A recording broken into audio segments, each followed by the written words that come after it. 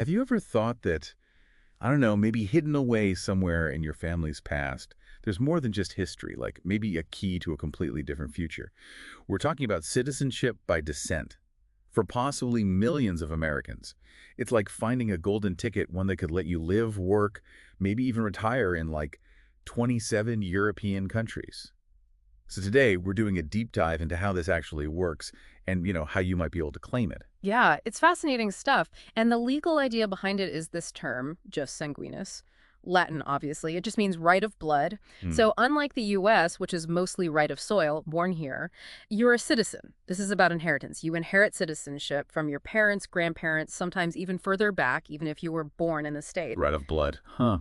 And, a lot of European countries are doing this quite actively now. It's a way for them to reconnect with their diaspora, people whose families left generations ago. Okay, so it's not just some dusty old law, it's an active thing.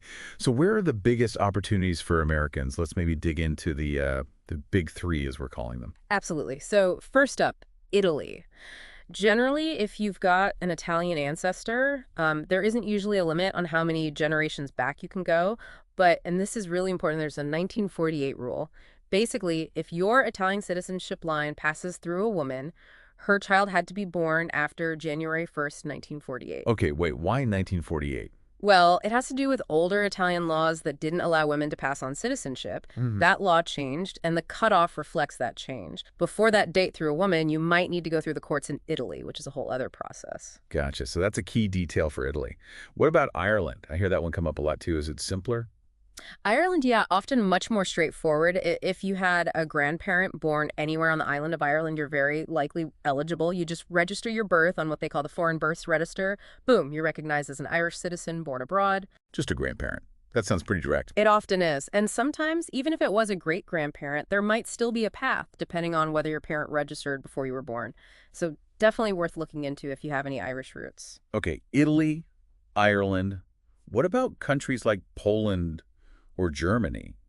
Their histories in the 20th century were so complex, with war and people having to flee. How does that affect things? Yeah, that's a really important point. Their laws have evolved, specifically acknowledging that history. Both Poland and Germany have provisions, often updated provisions, that make it possible for descendants of citizens who lost citizenship or fled, particularly due to Nazi persecution or wartime upheaval, to reclaim that citizenship. So if you have family history connected to, say, Jewish families who fled Germany or Poland or others displaced by war, it's absolutely worth investigating the current laws. They can be specific, but they exist for a reason. That's incredible. So, okay, let's say you've done some digging, maybe found an old birth certificate, and you think, hey, I might qualify. What's the actual process like? You called it a treasure hunt. Yeah, a three-step treasure hunt is a good way to put it. Step one is the genealogy. This is your detective work. You need the documents, birth, marriage, death certificates. You have to prove that unbroken chain linking you to your ancestor who was born in Europe. Standard genealogy stuff, right? Yeah. Births, marriages. Mostly. But here's a crucial piece people often miss. Your ancestor's U.S. naturalization record. You need to show they became a U.S. citizen after the next person in your line, your parent or grandparent, was born. If they naturalized before that birth, they likely gave up their original citizenship too early for you to inherit it. That single date can make or break the whole thing. Wow, okay, so the timing of naturalization is absolutely critical. All right, detective work done, you got the proof, you found that crucial date. What's next? Step two. Step two is the paperwork. If step one was detective work, this is kind of the marathon. You need official, certified copies of everything. And then there's the magic word, apostille. You'll hear this a lot. Apostille. Sounds fancy. It's basically an international certification. It makes your U.S. documents, like a birth certificate, legally recognized by other countries that are part of the Hague Convention. Without it, it's just a piece of paper to them. Okay, so certified copies, apostilles. Anything else for the paperwork marathon? Translations. Certified translations of all your English documents into the language of the country you're applying to. Italian, Polish, German, whatever it is. Right, got it.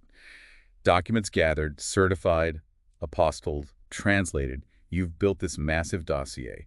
What's the final step in this treasure hunt? Step three, the consulate. This is where you submit everything. Your whole meticulously assembled package goes to the relevant country's consulate here in the U.S. And this is where you need patience. Serious patience. Getting an appointment can take Well, years in some cases, not months, years. And then the processing takes more time after that. Years. Just for an appointment. Wow. Okay, that sounds like a huge hurdle. Which brings us to the big question. Why bother? Why go through all this effort, the waiting? Yeah, well, the reward is pretty significant. We're talking about an EU passport. That gives you the right to live, work, study, retire in any of the 27 EU member countries. No visas needed. It's like the ultimate plan B, right? And it's an incredible asset you can pass down to your kids and grandkids too. That kind of global mobility is powerful.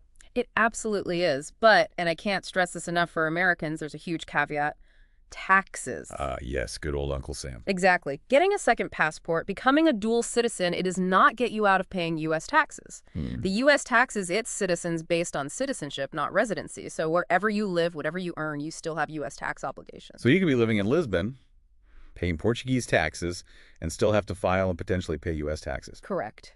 It's really, really important to talk to a tax professional who specializes in expats before you even think about moving abroad.